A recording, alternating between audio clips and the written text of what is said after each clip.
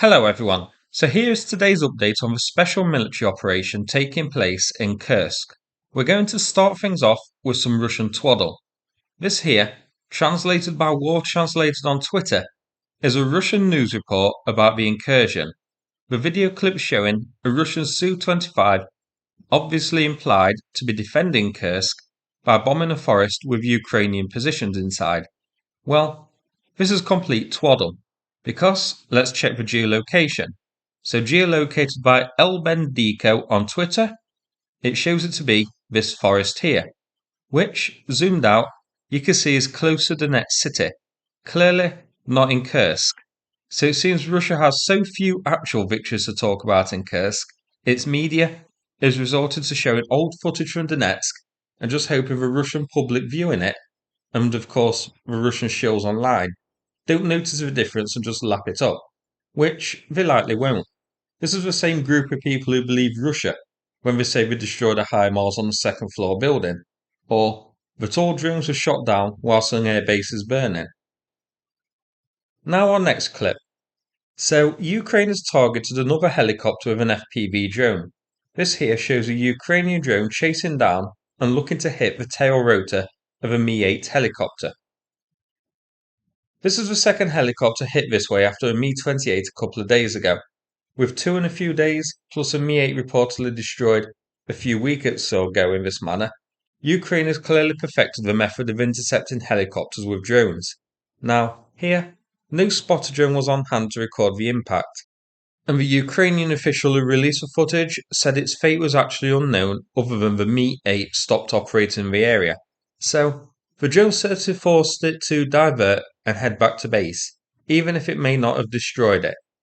Blinsker on Twitter did the geolocation for this one. So, the Mi-8 was heading southeast when the drone dived in to get it. Zoomed out, this is north of Sudzha. Now, given that Ukraine is in control of this area, I don't think Russia would be flying helicopters over it, not after a Ka-52 was downed on the first day of the special military operation. I think this happened on the first day of the incursion, but the footage has only recently been released. I remember on the first day, Russian sources did report that a Mi-8 was also hit, possibly this one. Now, no video here, but Russian Telegram pages today are reporting that another Ka-52 helicopter has been downed in Kursk. This is the second Ka-52 so far during the Kursk special military operation, plus a Mi-28 and a Mi-8, which we just looked at, lightly damaged by drones. Here's a video showing another new pair of losses. So, a driver driving around the captured territory near Sudzha drives past two abandoned Russian tanks. Both of them have been identified online as being T-80 BVMs, which are a 2022 upgrade of the T-80. Given that Ukraine controls this area now, maybe they can recover and repair them. One of them doesn't look to be in bad condition considering. The second tank is hard to see because of a watermark, the fact it's half in the shrubberies, and the camera quality. We can see it most clearly when the tank turns visible in this screenshot. So, two tank losses here to add to Oryx. This was geolocated by PJ Geek on Twitter to be here, in Goncharovka, which is a settlement near Sudzha and confirmed to be completely in Ukrainian hands. Here, a video of a Russian tank smoking after being destroyed. Reportedly, this was part of an attempted ambush of Ukrainian vehicles, but the tables got turned. No geolocation for this one, other than it being somewhere in Kursk. Now the big one. This is the Russian convoy which we all saw yesterday that got ambushed by HIMARS. There is a video of the aftermath online which was shared yesterday, but not one I can really use on YouTube, as it would get the video age restricted. The trucks now looking like they're going to the Soylent Green factory. But some safer photos got released today showing the trucks themselves here. You can see the telltale evidence of tungsten ball bearings that were used to hit the column. All of these trucks were jam-packed with troops. Ukrainian sources online now today are saying that up to 400 troops were inside these vehicles when it was hit. Now, let's have a look at the location of these trucks. This is a map here put together by Mark Krutov on Twitter. It shows the geolocation of each truck as well as the rescue team in a Scooby-Doo van, taking a break from solving mysteries. What's interesting is we can now also confirm that these trucks came from the direction of Kursk. They were heading towards Kursk. When this first occurred, I did wonder if the trucks were actually heading from the border near Krupets. So, a case of Russia weakening another crossing to plug the holes here. But that isn't the case. They were sent from Kursk, it appears, or at least that direction. And it looks like they were going to be used to reinforce Koronovo, which you can see to the south. That settlement is contested at the moment. And here, a Ukrainian loss. Just a screenshot. But this shows a Ukrainian T-64 shortly after being hit by a missile, reportedly near Sudzha, but we have no way to confirm its exact location. But the tactical marking of the triangle is the same as the vehicles launching this incursion into Kursk. I believe this is the first confirmed tank loss by Ukraine here. Until now, we've only seen lighter vehicles such as MRAPs, Marders and Strikers. Now we've got the vehicle losses out of the way, let's have a look at some territorial changes. First, I'm going to play the video here in full. Здоров'я з міста Суджа. Новини у нас такі: місто контролюється Збройними силами України. В місті спокій, всі будинки, всі міста цілі. Стратегічний об'єкт Газпром в місті Суджа контролюється 99-м механізованим батальйоном 61-ї окремої степової бригади. Всім мирного неба. Слава Україні! Героям слава! So this video confirms that Sudzha is now fully in Ukraine's hands, and additionally, Ukraine has liberated the village of Dmitriukov, shown here. This is a small settlement, but importantly, this is southeast of Sudzha, the first confirmation we have of Ukraine extending its push this way. Finally, a video here. This isn't from Kursk, but is interestingly from Belgorod. So, the special military operation has entered a different part of Russia. This is about 60 kilometers south of Sudzha. No idea if the intention here is to actually link up with these pushes around Sudzha, or if this is a separate incursion with a different goal, such as establish territory here too, or keep Russian forces spread with two different regions to dislodge. This is near the Belgorod checkpoint, which the Freedom for Russia Legion have breached in the past. And so another area here we're going to keep an eye on. But in future videos, I am just going to group it all under the Kursk umbrella. So any updates on the Belgorod situation here will be included on future Kursk videos. Now, Russia's reinforcements are arriving.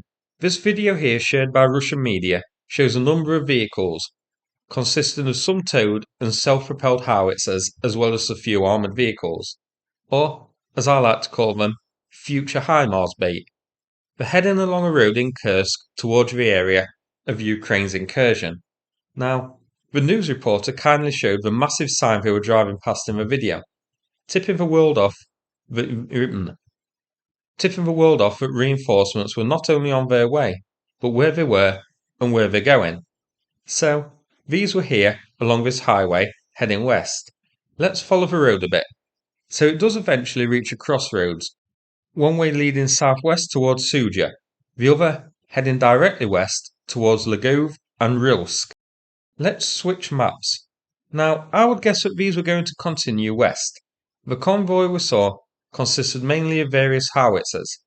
Russia isn't going to drive howitzers down towards Sudzha, as you can see, Ukraine has a presence at least halfway up that road from Sudzha, with various incidents taking place along the road, including some ambushes.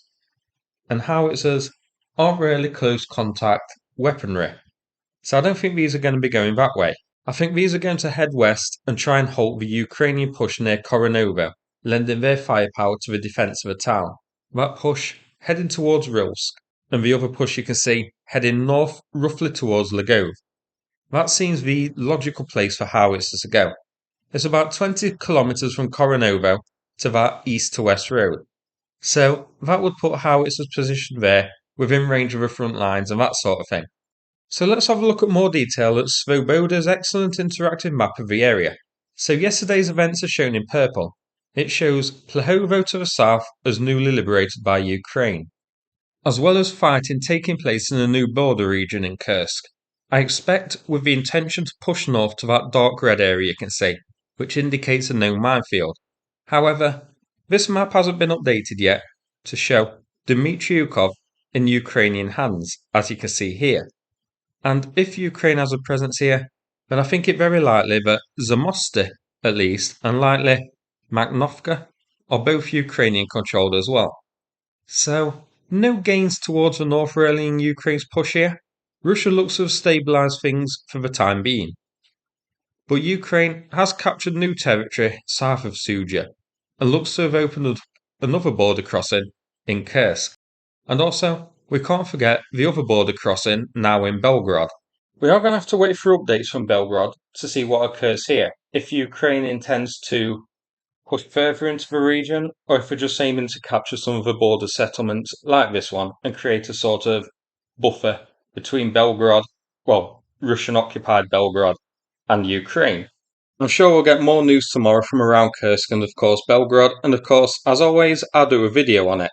So, Ukraine is still progressing, although not as much as they have the past couple of days. So that's it for this video. Hope you found this update interesting. Now, before I finish, I'm going to play a video from Sanath about the ongoing fundraiser. Big thanks to everybody who's helped out so far. Thanks so much for watching, and take care, everybody. Hello Sukhmimers community, my name is Sanath. I'm a volunteer that's been helping the Ukrainian military for the past 2.5 years. I live in Ukraine and have been here for about 10 years. At the start of the war, my good friend Yuri, who was my gym instructor, went to join the military, and I stayed on to help support these guys. We've done lots of work along the way, so thank you for everyone who supported us. We currently have a fundraiser ongoing for an armoured vehicle. Cyclist for an armoured vehicle. It's going really well. We've raised nearly £10,000. We have got £15,000 to go. The vehicle has already been purchased and is now at the garage. It's having a BMW engine installed, and then it will be taken to Ukraine to have the ceramic and Kevlar armaments installed. So with your continued support, we'll be able to bring this project to a successful conclusion. Thank you very much.